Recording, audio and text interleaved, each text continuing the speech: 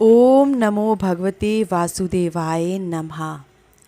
पांपाकुशा एकादशी व्रत कथा। धर्मराज युधिष्ठिर कहने लगे, हे भगवान, आश्विन शुक्ल एकादशी का क्या नाम है? आप कृपया करके इसकी विधि और फल मुझसे कहिए। भगवान श्री कृष्ण कहने लगे, हे युधिष्ठिर, पापों का नाश करने वाली इस एकादशी का नाम पांपाकुशा एकादशी है। इस दिन मनुष्य को विधि पूर्वक भगवान पद्मनाभ की पूजा करनी चाहिए। यह एकादशी मनुष्य को मनवांछित फल देकर स्वर्ग को प्राप्त कराने वाली है।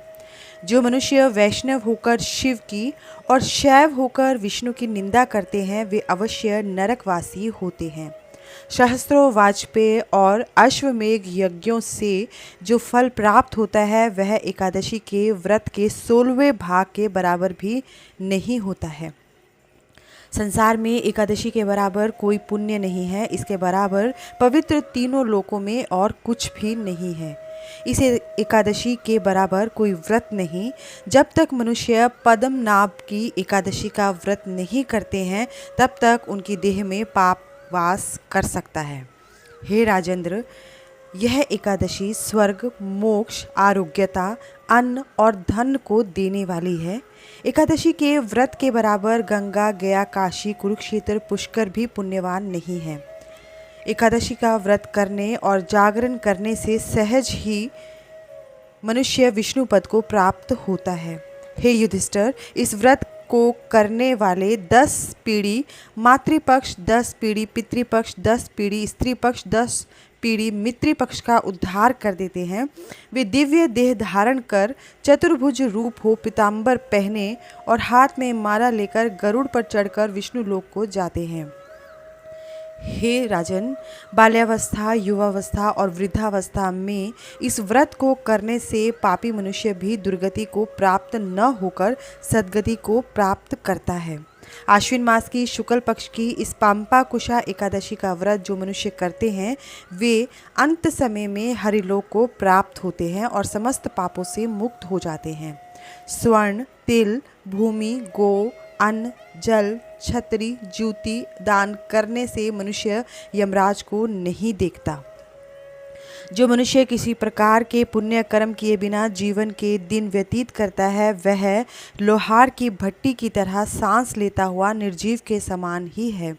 निर्धन मनुष्य को भी अपनी शक्ति के अनुसार दान करना चाहिए तथा धनवालों को सरोवर, बाग, मकान आदि बनवाकर दान करना चाहिए। ऐसे मनुष्यों को यम का द्वार नहीं देखना पड़ता तथा संसार में दीर्घायु होकर कुलीन और रोग रहित रहते हैं। भगवान श्री कृष्ण ने कहा, हे राजन, जो आपने मुझसे पूछा है वह सब मैंने आपको बतलाया। अब आपकी और क्या सुनने की इच्छा है? युधिष्ठिर ने पूछा, भगवान, इस व्रत को सर्वप्रथम किसने किया था तथा किसके कहने से किया था? कृपया करके इस व्रत की कथा भी बताएं। भगवान श्री कृष्ण कहने लगे, हे राजन, प्राचीन समय में विंध्य पर्वत पर क्रोधन नामक एक बहेलिया रहता था। वह बड़ा क्रूर था। उसका सारा जीवन पाप कर्मों में ही बीता। जब उसका अंत समय आया तो वह मृत्यु के भय से कांपता हुआ महर्षि अंगीरा के आश्रम में पहुंचकर याचना करने लगा, हे ऋषिवर, मैंने जीवन भर पाप कर्म ही किए हैं। कृपया करके मुझे कोई ऐसा उपाय बताएं जिससे मेरे सारे पाप मिट जाएं और मोक्ष की प्राप्ति हो सके। उसके निवेदन पर महर्षि अंगीरा ने उसे पांपाकुशा एकादशी का व्रत करने को कहा। महर्षि अंगीरा के कहे अनुसार उस बहेलिये ने पूर्ण श्रद्धा के साथ यह व्रत किया, जिसके फलस्वरूप उसके किए हुए सारे पापों से उसे छुटकारा मिल गया। पांपाकुशा एकादशी व्रत का महत्व। पांपाकुशा एकादशी व्रत में यथासंभव दान व दक्षिणा देनी चाहिए। पूर्ण श्रद्धा के साथ यह व्रत करने से समस्त पापों से छुटकारा प्राप्त होता है। शास्त्रों में एकादशी के दिन की महत्ता को पूर्ण रूप से प्रतिपादित किया गया है।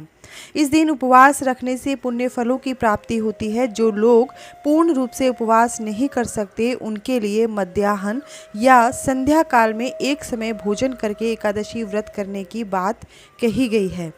एकादशी जीवों के परम लक्ष्य भगवत भक्ति को प्राप्त करने में सहायक होती है।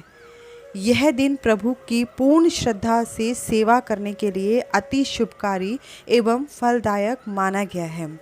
इस दिन व्यक्ति इच्छाओं से मुक्त होकर यदि शुद्ध मन से भगवान की भक्ति में सेवा करता है तो वह अवश्य ही प्रभु की कृपा पात्रता प्राप्त करता है।